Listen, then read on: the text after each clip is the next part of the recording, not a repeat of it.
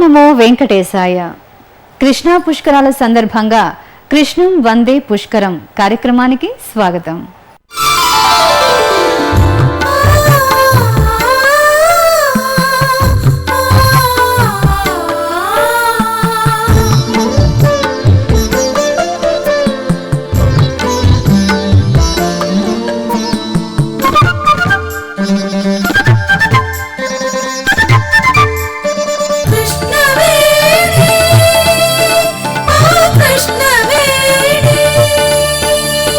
వైష్ణవివో కౌశినివో నడచిన నారాయణివో సహ్యకుమారి మహాబలేశ్వరి భూకైలాసఝరీ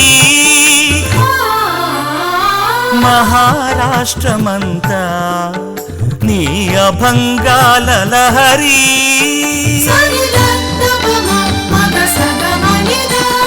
కన్నడాన పలికే కవితాత్మశైవ ఫణితి ద్విపద సాహితీ రగడ రచనలో బసవ చరిత వెలిగే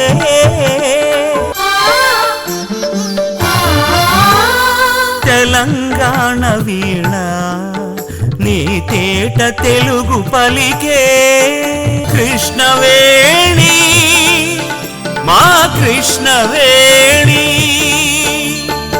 కృష్ణా నది వైశిష్ట్యం, వైభవం, ఆ నదీ తీరంలో వెలిసిన అనేక దేవాలయాలు, సాహిత్యం, కళలు మొదలైన ఎన్నో అంశాలను మీకు తెలియచేస్తున్నాం. ఇందులో భాగంగా ఇప్పుడు కృష్ణా తీరంలో ఆయుర్వేదం అనే ప్రత్యేక కథనాన్ని మీకు అందిస్తున్నాం.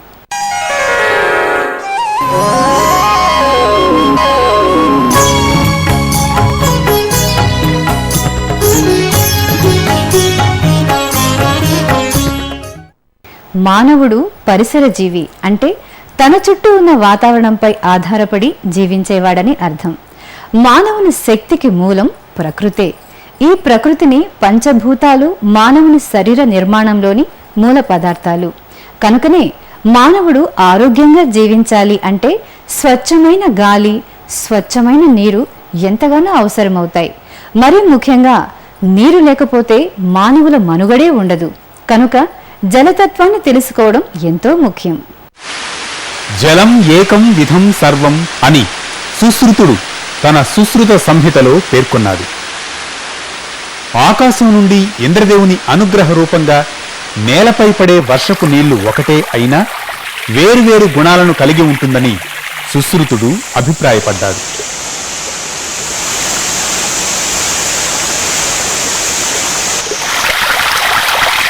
ఇంద్రుని కానుకగా నేలకు దిగిన నీరు బావులు, కుంటలు, చెరువులలోకి చేరుతుంది. నదులుగా మారి ప్రవహిస్తుంది. చివరకు సముద్రంలోకి చేరి ఆవిరిగా మారి మేఘంలోకి ప్రవేశించి మళ్లీ వర్షమై కురుస్తుంది. ఈ నీరు సకల జంతుజాలానికి, వృక్ష జాతులకి ప్రాణాధారమైనది. జలమే సకల జగత్తుకు తల్లి వంటిది. మహానదులు ఎక్కడో కొండల్లో పుట్టి సుదూర ప్రాంతాలను దాటుకుంటూ సాగరాన్ని చేరేలోపు ఎన్నెన్నో వనమూలికలు, ఔషధులు, లవణాలు, ఆరోగ్యప్రదాయకాలైన ఇతర వస్తువుల్ని తమలో కలుపుకుంటూ వెళతాయి. అందుకే ఈ నదులను జీవనదులు అన్నారు. అంటే చక్కటి జీవితాన్ని ప్రసాదించే జలరాశులని అర్థం.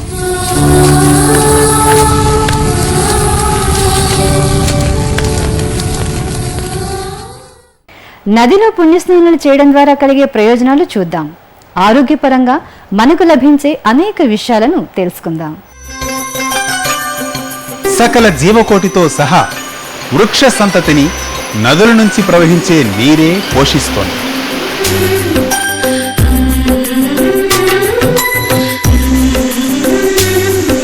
ఇలాంటి పుణ్యప్రదమైన నదుల్లో అత్యంత ప్రధానమైంది కృష్ణా నది.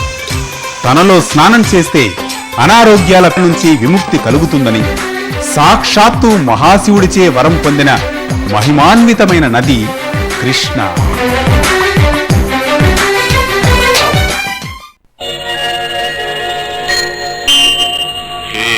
జనని కృష్ణవేణి రాజిత తరంగవాణి పంచపాతకహారిణి పరమ మంగళకారిణి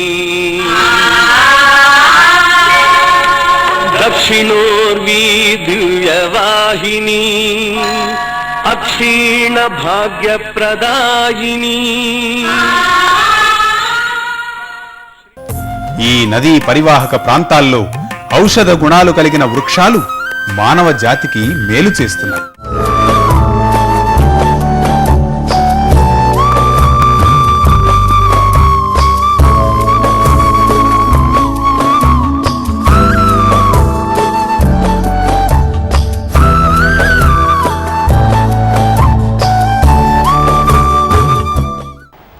మానవ శరీరం ధర్మ, అర్థ, కామ, మోక్షాలనే చతుర్విధ పురుషార్థాలను సాధించగలిగే ముఖ్య సాధనం. కానీ ఈ దేహమే రకరకాల వ్యాధులకు లోనై క్షీణించే ప్రమాదం ఉంది. శారీరక, మానసిక అనే 2 విధాల రుగ్మతలు మానవుల్ని బాధిస్తూ ఉంటాయి. వాటి నుండి విముక్తిని కలిగించే అద్భుత చికిత్సా విధానమే ఆయుర్వేదం. శరీరమాత్రం ఖలు ధర్మ సాధనం అని కాళిదాసు నిర్వచించినట్లుగా మానవ శరీరాన్ని అత్యంత పవిత్రమైందిగా భావించారు ప్రాచీన భారతీయులు. ఎటువంటి లౌకిక ప్రయోజనాలను కాని పారమార్థిక ఉన్నతిని గాని సాధించాలంటే ఈ శరీరమే ముఖ్యమైన పనిముట్టు అని వారు నమ్మారు. అటువంటి శరీరాన్ని పీడించే వ్యాధుల నుండి రక్షణను కల్పించే నిమిత్తం ధన్వంతరి భగవానుని అనుగ్రహ రూపంగా ఆయుర్వేద శాస్త్రాన్ని రూపొందించుకున్నారు.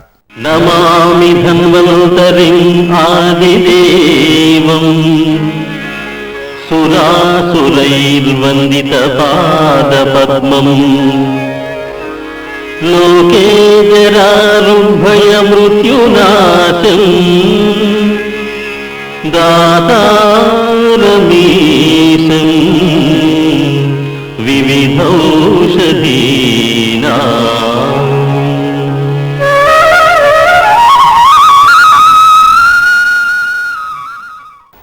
ఆయుర్వేదం అథర్వణ వేదంలోని ఒక ప్రధాన భాగమని చరకుడు, సుశ్రుతుడు మొదలైన ప్రాచీన వైద్యులు చెప్పారు.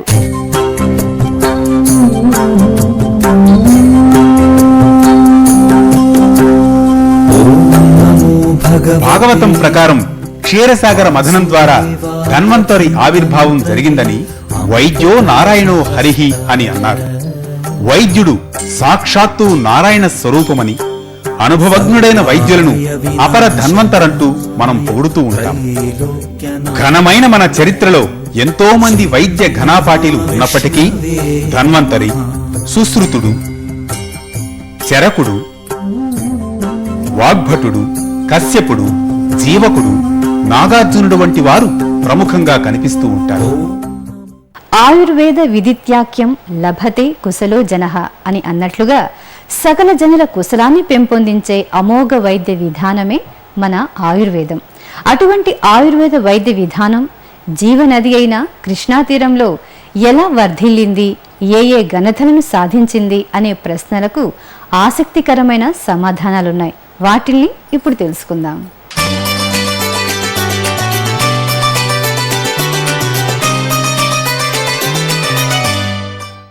కృష్ణా తీరంలో ఆచార్య నాగార్జునుడి దగ్గర నుంచి ఆయుర్వేద వైద్యం విస్తృతంగా అభివృద్ధి చెందిందని ప్రతీతి. ఆ సిద్ధ వైద్యుడు రసశాస్త్ర పితామహుడిగా ఖ్యాతి గడించాడు. శ్రీశైలం అడవుల్లో లభించిన మూలికలతో వైద్యానికి పనికి వచ్చే వాటితో పాదరసాన్ని కలిపి ఎన్నో మందులు తయారు చేసేవాడు.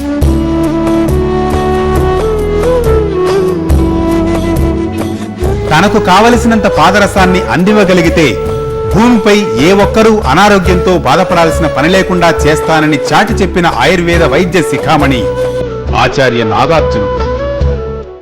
నాగార్జునుని తర్వాత ఈ ప్రాంతంలో సంచరించిన సిద్ధులలో మంధాన భైరవుడు ప్రసిద్ధుడు. ఈయన రాసిన ఆనంద కందం ఒక అపురూపమైన మహత్తరమైన రసవైద్య గ్రంథం. ఈయన తర్వాత పాల్కురికి సోమనాథుడు, ఈయన వైద్య శాస్త్రవేత్త.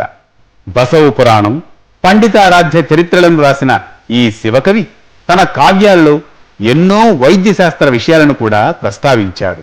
శాసనాలలో కూడా ఎన్నో ఆయుర్వేద వైద్య విశేషాలను గురించి, వైద్యులను గురించి ప్రస్తావనలు కనబడుతాయి. జగ్గయ్యపేట శిలాశాసనంలో భదంత నాగార్జునుని శిష్యుడు జయప్రభాచార్యుడు, ఆయన శిష్యుడు చంద్రప్రభాచార్యుడు గురించి రాయబడింది. 11వ శతాబ్దారంభంలో నల్గొండ జిల్లాలోని భువనగిరి తాలూకాలో సైదాపురం శాసనంలో చాళుక్య రాజైన 2వ జయసింహుడు అగ్గలయ్య అనే వైద్యుని ప్రతిభను గురించి వర్ణించి ఆయనకు ఆ ప్రదేశాన్ని దానం చేసినట్లు చెప్పాడు. బాపట్ల భావనారాయణ స్వామి వారి ఆలయంలోని శాసనంలో మహావైద్య సూర్యదేవ పండితుని కుమారుడైన వైద్య శిరోమణి అనంత భట్టు గురించి రాయబడింది. గుంటూరు జిల్లాలోని మంగళగిరి దగ్గర ఉన్న మలకాపురం గ్రామంలోని శాసనం 13వ శతాబ్దం మధ్యలో ఆరోగ్యశాలల నిర్మాణం గురించి, ప్రసూతి ఆరోగ్యశాలల నిర్మాణం గురించి ఉన్నాయి. ఈ ఆయుర్వేదం మనకి ముఖ్యంగా కృష్ణా తీరంలో, ప్రత్యేకించి కొండపల్లి అనేటువంటి ప్రాంతంలో రసకర్పూరం తయారు చేయటం అనేది ఒక కుటీర పరిశ్రమగా ఉండింది. తర్వాత జగ్గంపేట అనే ఒక ఊరు ఉన్నది, అక్కడ రససింధూరు అనేటువంటి ద్రవ్యాన్ని తయారు చేయడం ఉంటుందన్నమాట. ఇది పాదరసంతో తయారు చేసేటువంటి ముఖ్యమైనటువంటి ద్రవ్యాలు ఈ రెండు. వాళ్ళు తయారు చేసినటువంటి రసకర్పూరాన్ని దేశంలో చాలా చోట్లకి దాన్ని సరఫరా చేసి ఈ ఎటువంటి రోగాలనైనా తగ్గించేటువంటి ప్రయత్నం చేస్తుండేవాళ్ళు. మన దగ్గర యాంటీబయాటిక్స్ రాని రోజుల్లో ఈ రసకర్పూరము, పాషాణాలతో తయారు చేసినటువంటి రసౌషధాలు చాలా అద్భుతమైనటువంటి ఫలితాలను ఇచ్చి ప్రజల యొక్క ఆరోగ్యాన్ని కాపాడుతుండేవన్నమాట. మనకి ఈ కొండపల్లి, నున్నా ప్రాంతంలో చాలా ఎక్కువ వనౌషధులు, అంటే ఆయుర్వేదిక్ డ్రగ్స్ ఏవైతే రా డ్రగ్స్ ఉంటాయో, ఉసిరి, తానికాయ, కరక్కాయ ఇట్లాంటి ద్రవ్యాలతో పాటుగా మిగతా ఆయుర్వేద మూలికలన్నీ కూడా చాలా ఎక్కువగా లభ్యమవుతుంటాయి అన్నమాట. ముఖ్యంగా కొండపల్లి కొండ మీద రసౌషధాలకి సంబంధించినటువంటి ప్రాక్టీస్తో పాటుగా కొన్ని రేర్ హెర్బ్స్ కూడా అక్కడ లభించడం వలన కొత్త కొత్త ఔషధాలను తయారు చేసి ప్రజలకి ఆరోగ్యాన్ని అందించేటువంటి ప్రయత్నం అప్పట్లో చేస్తూ వచ్చేవాళ్ళు. ఆయుర్వేద వైద్యాన్ని వృద్ధి చేసిన మహావైద్యులు, వారు రాసిన గ్రంథాల గురించి ఇప్పుడు తెలుసుకుందాం. పరహిత వంశంలోని శ్రీనాథ విరచితమైన పరహిత సంహిత. ఇది అష్టాంగ ఆయుర్వేదాన్ని విశదంగా వివరించేది. కౌమార, భూత విద్య, శాలాక్య, శల్యతంత్ర, విష చికిత్స, రసాయన, వాజీకరణాది ఆయుర్వేదాంగాలను గురించి వర్ణించిన గ్రంథమిది. అలాగే నాటి కాలపు వైద్యులలో పరహిత పండితులు, సోమ పండితులు, లక్ష్మీ పండితులు, లక్ష్మణ పండితులు, లింగా పండితులు, అశ్వ పండితులు వంటి వారు అనేక కుటుంబాల వారు ఉండేవారట. ఆంధ్రప్రదేశ్లో ఆయుర్వేదం గురించి చెప్పాలంటే సిద్ధ నాగార్జునుడి గురించి చెప్పుకోవాలి. ఆయన పాదరసం మీద సిద్ధి పొందినవాడు. ఇటీవల కాలంలో, అంటే గత 100-150 సంవత్సరాల క్రితం నుంచి చూస్తే ఆయుర్వేదాన్ని ఆంధ్రదేశంలో ప్రాచుర్యం చేసినవాడు దీవి గోపాలాచార్యులు గారు. ఆ రోజుల్లో ప్లేగు వ్యాధి వచ్చినప్పుడు ఆయుర్వేదం ద్వారా ఆ ప్లేగు వ్యాధుల్ని తగ్గించి నయం చేసి కింగ్ జార్జ్ 6 నుంచి పట్టా పొందిన మహానుభావుడు ఆయన. ప్రతి ఆయుర్వేద వైద్యుడు ఆంధ్రదేశంలో ఉదయాన్నే ప్రాతస్మరణీయుడు, నిజానికి ఉదయాన్నే ఆయన నమస్కరించుకు తీరాలి. అటువంటి మహానుభావుడు కృష్ణాతీరం వాడు. ఆయన శిష్యుడే నూరి రామశాస్త్రి గారు. విజయవాడలో గురువు గారి ఆజ్ఞ ప్రకారం ఆయుర్వేదం ప్రచారంగా కర్తవ్యంగా తీసుకుని ఆయుర్వేద కాలేజీని స్థాపించి చాలా కాలం ఆయన నడిపారు. తదనంతరం వాళ్ళ కుమారులు కూడా నడిపారు. తర్వాత గవర్నమెంట్ తీసుకుందనుకోండి. విజయవాడలో నూరి రామశాస్త్రి గారిలాగా కవిరాజ్ మోహన్ ఎంతోమందికి ఆయుర్వేద సంబంధించినటువంటి ప్రసారాన్ని చేయడానికి పూనుకున్నారు. ఆయన తన పత్రిక ద్వారా ఎంతోమందికి ఈ ఆయుర్వేద సమాచారాన్ని పంపించడానికి ఏర్పాటు చేయడం జరిగింది. పండిత నూరి రామశాస్త్రి ప్రజలకు ఆరోగ్యాన్ని ప్రసాదించాలన్న దివ్య సంకల్పాన్ని బూనారు. ఆయుర్వేదాన్ని ప్రచారం చేయడంతో పాటు పవిత్ర కృష్ణానదీ తీరాన శ్రీ విజయవాటిక కనకదుర్గమ్మ దివ్య పాదాల చెంత ఆయుర్వేద కాలేజీని స్థాపించి ప్రఖ్యాత వైద్యులను రప్పించి ప్రజలకు వైద్య సేవలను అందించారు. రామశాస్త్రి తర్వాత ఈ ప్రాంతంలో ఆయుర్వేదాన్ని వ్యాప్తి చేసిన వారిలో నిష్ణాతులు ముక్కామల వెంకట శాస్త్రి గారు. సొంత ఆస్తులను అమ్మి వారు ఆయుర్వేద ఔన్నత్యాన్ని జనబాహుళ్యంలోకి తీసుకువెళ్లేందుకు ప్రయత్నించిన త్యాగధనులు. త్రిధాతు సర్వస్వమను గ్రంథం శాస్త్రి గారి ఆయుర్వేద పాండిత్యానికి ఓ మచ్చుతునక. నోరి రామశాస్త్రి గారి పిలుపుతో రాణి వెంకట చలపతి ప్రసాద చయనులు విజయవాడలో స్థిరపడి ఆయుర్వేదంలో అనేక పరిశోధనలు చేశారు. తెలుగులో ఆయుర్వేద నిఘంటువు అవసరాన్ని గుర్తించి ప్రచురించారు. ఆగమ కల్పవల్లి, శల్యతంత్రము, ఆయుర్వేద తత్వ వివేకము, రసేంద్ర మంగళము, కక్షపుబ తంత్రము వీరి ఇతర రచనలు. మహాభల్లాతకి లేహ్యం, అమృత భల్లాతకి లేహ్యం, పవనహతం, పూర్ణ చంద్రోదయంతో పాటు అనేక లేహ్యాలను, తైలాలను తయారు చేశారు. చివుకుల సత్యనారాయణ శాస్త్రి ఆయుర్వేదాన్ని మరింతగా అధ్యయనం చేశారు. వాజీకరణ, రసతంత్రాలతో ఎంతో ప్రావీణ్యాన్ని పొందారు. ఇక వేటూరి శంకర శాస్త్రి, ఆచంట లక్ష్మీపతి, వై సూర్యనారాయణరావు, పండిత కృష్ణమాచార్యులు ఆయుర్వేదంలో ఎన్నో ప్రయోగాలతో అనేక వ్యాధులకు మందులను కనిపెట్టారు. విలువైన సాహిత్యాన్ని ఆయుర్వేద వైద్యానికి ఉపయుక్తం చేశారు. ప్రస్తుతం విజయవాడలో డాక్టర్ నోరి రామశాస్త్రి ప్రభుత్వ ఆయుర్వేద కళాశాల, డాక్టర్ ఆచంట లక్ష్మీపతి ప్రభుత్వ ఆయుర్వేద ఆసుపత్రి, కేంద్ర ప్రభుత్వ ఆయుర్వేద పరిశోధన సంస్థలు ప్రజాసేవల్లో పాలు పంచుకుంటున్నాయి. నోరి రామశాస్త్రి 1922వ సంవత్సరంలో విజయవాడలో ఒక కళాశాలను స్థాపించి ప్రజలకు వైద్య సేవలు అందించారు. 2000వ సంవత్సరం నుంచి స్నాతకోత్సవ విభాగం ప్రారంభింపబడి రసశాస్త్రంలో మందుల తయారీ విద్యార్థులకు శిక్షణ ఇస్తోంది.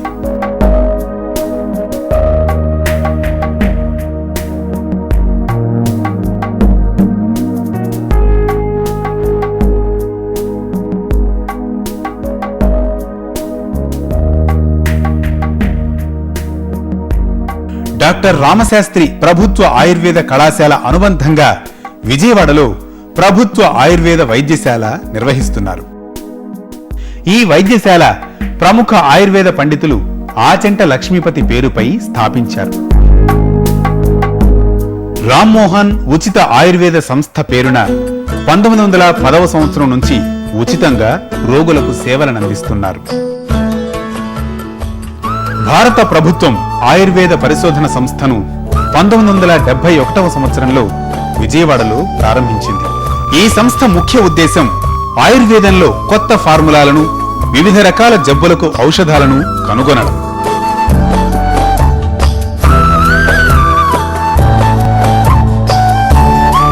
గ్రామీణ ప్రాంతాల్లో క్యాంపులను నిర్వహించడం, ప్రజలకు ఆరోగ్యం, ప్రథమ చికిత్సలపై అవగాహన కల్పించడం చేస్తోంది. ఔషధ మొక్కలను సర్వే చేయడం, తుఫాను, వరదలు వంటి ప్రకృతి వైపరీత్యాలు జరిగినప్పుడు చికిత్సను అందజేస్తుంది. పుష్కరాలకు వచ్చే భక్తులకు కావలసిన వైద్య సేవలు అందిస్తుంది. గిరిజన ప్రాంతంలో వైద్యం చేసే వారి మందులపై పరిశోధనలు చేసి వాటిని శాస్త్రీయ పద్ధతిలో తయారు చేస్తుంది.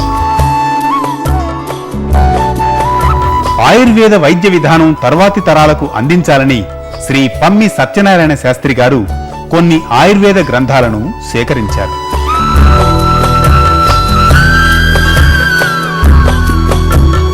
ఇందులో సుమారు 4000 గ్రంథాలను విజయవాడలోని ఆచంట లక్ష్మీపతి ఆయుర్వేద గ్రంథాలయంలో వైద్య విద్యార్థులకు అందుబాటులో ఉంచారు. కృష్ణా తీరంలో ఉన్న గద్వాలలో పట్వర్ధన్ ఆయన ఇప్పటికి కూడా ఉన్నారు, సుమారు 90 ఏళ్ళు. ఆయన ఆయుర్వేదానికి చేసిన సేవ అత్యుత్తమైనది. కేవలం పుష్పాలతో వైద్యం చేసే విధానాన్ని, ఎన్ని రకాల పుష్పాలు ఉన్నాయో ఆ పుష్పాల యొక్క ఆయుర్వేద గుణాలని, చికిత్సా రీతుల్ని గ్రంథస్థం చేసి పుష్పాయుర్వేదం అనే అతి ప్రముఖమైన పుస్తకాన్ని తీసుకొచ్చారు ఆయన. విజయవాడ సమీపంలో వణుకూరు గ్రామం ఆయుర్వేదానికి ప్రసిద్ధి చెందింది. 1934వ సంవత్సరం నుండి పరంపరగా రోగులకు చికిత్సనందిస్తున్నారు. వీరు ఔషధవనాలను పెంచి సొంతంగా ఔషధాలను తయారు చేస్తున్నారు.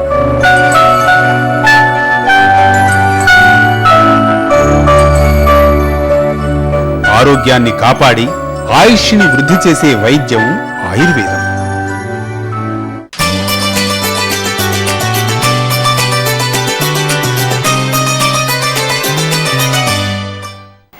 తస్మాత్ జలం హి దాతవ్యం భేషజం సమం అని అన్నారు మన పూర్వీకులు. అంటే నీరు ఔషధంతో సమానం కనుక దప్పికతో ఎవరు అడిగినా కాదనకుండా ఇవ్వాలన్నది వారి హితోపదేశం. ఎవరు అడిగినా అడక్కపోయినా జలదానం చేస్తున్న మహత్తర పుణ్యశీలి మన కృష్ణమ్మ. ఆ కృష్ణమ్మ తీరంలో మన తెలుగు నేలపై పరడవిల్లిన ఆయుర్వేద వైభవ ప్రభావాలను, ఇతిహాసాన్ని మీకు అందించడానికి మేము చేసిన ఈ ప్రయత్నం సఫలమైందని ఆశిస్తున్నాం. ఓం నమో వెంకటేశాయ.